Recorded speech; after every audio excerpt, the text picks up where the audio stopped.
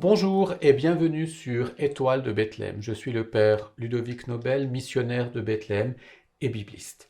Dans ce 7e épisode consacré au sacrement, nous allons regarder ce que nous dit l'apôtre Paul sur le sacrement du baptême. Nous aborderons un passage de l'épître aux Romains au chapitre 6. Romains est la seule épître que Paul écrit à une communauté qu'il n'a pas encore visitée. Elle se présente donc un peu comme une carte de visite dans laquelle il expose les grandes intuitions de sa théologie. Il développe entre autres le grand débat entre la loi et la grâce. Il se demande si le salut et la justification peuvent être obtenus par les mérites de l'homme ou plutôt par la seule foi en Jésus-Christ.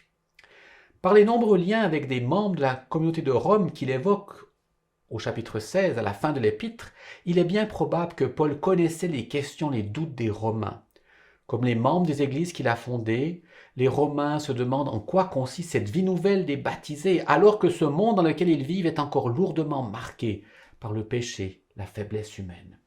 Car en effet, tout au long du chapitre 5 de l'Épître aux Romains, Paul a constaté que le péché fait partie de la condition humaine, et ceci depuis Adam jusqu'au Christ. Concernant autant les Juifs que les païens, le péché a deux caractéristiques pour Paul. Il conduit tout d'abord à la mort, qu'il ne faut pas comprendre comme la fin de la vie terrestre, mais comme une puissance qui s'oppose à la vie, une puissance qui sépare de Dieu. D'autre part, le péché exerce un pouvoir tyrannique sur les êtres humains, les soumettant aux convoitises et les entraînant à des comportements injustes. Paul va à présent réfléchir sur la situation du chrétien face au péché. Lisons à présent les versets 3 à 8 du chapitre 6 que nous commenterons tout à l'heure.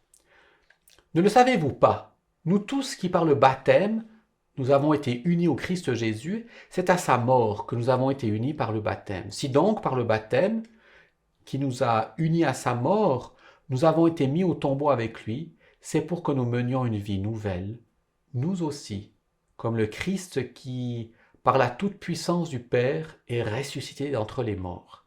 Car si nous avons été unis à lui par une mort qui ressemble à la sienne, nous le serons aussi par une résurrection qui ressemblera à la sienne. Nous le savons, l'homme ancien qui en nous était fixé à la croix avec lui pour que le corps du péché soit réduit à rien et qu'ainsi nous ne soyons plus esclaves du péché. Car celui qui est mort est affranchi du péché, et si nous sommes passés par la mort avec le Christ, nous croyons que nous vivrons aussi avec lui. Ce passage assez dense théologiquement et au vocabulaire qui peut quelquefois nous rebuter, est toutefois un texte majeur que Paul nous a laissé sur la théologie du baptême. Le baptême y est présenté comme un moyen libérant l'homme de l'esclavage du péché, afin de lui infuser une vie nouvelle, et cela même si le mal est encore une réalité de ce monde. Loin d'en faire un thème central de son épître, Paul en parle pour ainsi dire en passant, pour rappeler aux Romains un enseignement qui est censé être connu. C'est sans doute dans ce sens qu'il faut comprendre l'apostrophe « Ne le savez-vous pas » au verset 3. Paul ne recherche non plus pas ici à décrire le rythme baptismal, mais bien à en déployer le sens théologique et profond.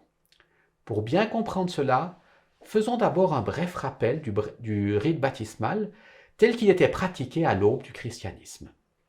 Jean le Baptiste pratiquait un baptême basé sur le pardon des péchés et la conversion à une vie nouvelle. Ce geste d'eau était présenté par Jean comme la marque efficace du pardon des péchés.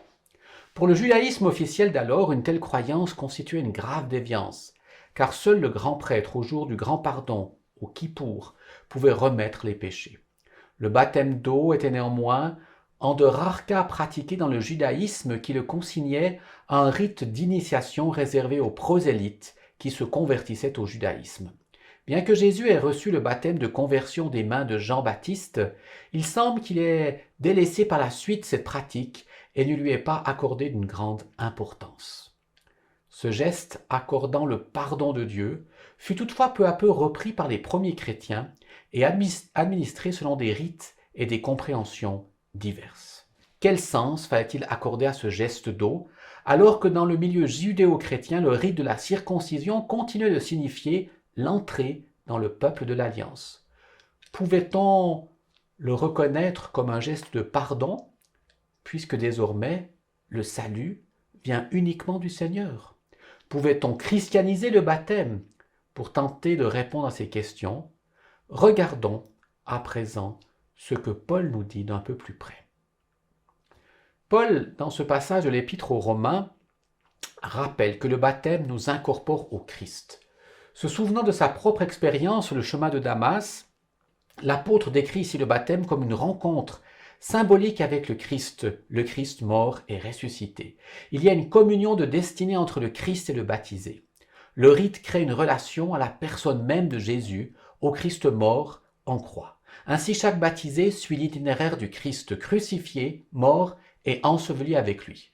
Toutefois, après avoir communié à la face ténébreuse du mystère pascal, mort sur la croix, le baptisé est aussi associé à sa face lumineuse, à savoir la victoire de Pâques.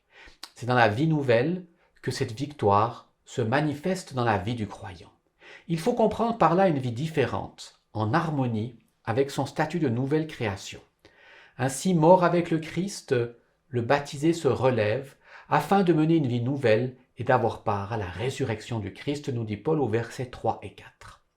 Paul distingue toutefois la vie nouvelle qui caractérise l'existence chrétienne présente de la résurrection que les chrétiens vivront en plénitude lors de la parousie à la fin des temps. Le baptême marque donc un commencement dans la vie des croyants. En effet, ce qui a été donné demande encore à être totalement déployé. La vie de l'homme nouveau doit être conforme aux exigences de la vie chrétienne, aux préceptes de l'amour de Dieu et du prochain, nous rappelle Paul au verset 5. Par le baptême, l'homme ancien, c'est-à-dire l'humanité solidaire du pécheur qui était Adam, de l'homme pécheur, eh bien cette humanité a été crucifiée avec le Christ. Cette union libérante au Christ mort et ressuscité balaye la tyrannie du péché. Toutefois, si par leur union au Christ, les chrétiens sont libérés de l'esclavage du péché, le péché reste néanmoins une réalité concrète de ce monde présent. La participation à la vie nouvelle en Christ exige du chrétien qu'il s'engage à combattre le mal. C'est le verset 6. Dans la pensée juive de l'époque, la mort libérait du péché. Par le baptême, le chrétien est configuré à la mort du Christ. Puisqu'il meurt avec le Christ, il est donc lui aussi acquitté ou affranchi du péché. Libéré de ce péché, il ne doit plus avoir rien de commun avec lui, nous dit Paul au verset 7. La réflexion de l'apôtre se poursuit autour des notions de vie et de résurrection. Si au jour de leur baptême, les croyants ont été plongés dans la mort du Christ, c'est bien pour renaître et avoir part à la vie plénière de la résurrection finale. La vie nouvelle de l'existence chrétienne n'est donc qu'une étape dans l'attente de la résurrection lors de la parousie. Le baptême, s'il est une plongée dans la mort du Christ, est aussi une anticipation de la résurrection. C'est le verset 8. À la lecture de ce passage, nous constatons que si Paul retient le rite de l'eau, il ne lui accorde toutefois un sens qu'en lien avec le mystère de la croix. Pour l'apôtre, ce n'est plus l'eau qui pardonne, puisque la croix est l'unique source du salut. Pour faire bref, nous pouvons dire que le baptême était pratiqué dans la jeune Église avant Paul. Lui-même le recevra d'ailleurs d'Ananie, comme nous le rappellent les Actes des Apôtres au chapitre 9, à la suite de sa conversion. Dans la jeune Église, ce rite était considéré comme un rite d'initiation et d'entrée dans l'Église, tout comme le baptême administré aux prosélytes dans le judaïsme ou comme celui de Jean le Baptiste, ce rite était aussi dans le christianisme naissant fortement lié au pardon des péchés. Tout en intégrant ces éléments de la jeune Église chrétienne, à savoir le baptême comme rite d'initiation, le rite du baptême comme pardon donné à l'initié, eh bien Paul va à proprement christianiser le rite du baptême et lui donner un sens théologique et mystique profond. En synthétisant l'enseignement des textes étudiés, voici ce que nous pouvons retenir sur le baptême tel que compris par Paul. Pour Paul, c'est la foi qui conduit au baptême. C'est par la foi que l'on devient fils, fille de Dieu. Le baptême est une incorporation à Jésus-Christ qui vit dans celui qui l'a revêtu. Plus encore, il est une communion indéfectible avec Jésus, un partage de sa destinée. C'est en étant plongé dans sa mort et sa résurrection que se réalise cette communion. Le baptême marque un changement radical d'existence. Arraché au péché et à la mort, le baptisé est une créature nouvelle, un homme nouveau, un fils de Dieu. Le baptême fait du chrétien un sanctuaire de l'Esprit Saint. C'est désormais l'Esprit qui anime toute son existence. Enfin, le baptême marque une entrée dans une communauté de frères et de sœurs, l'Église, au sein de laquelle toutes les barrières de race ou de caste se fondent dans l'unité.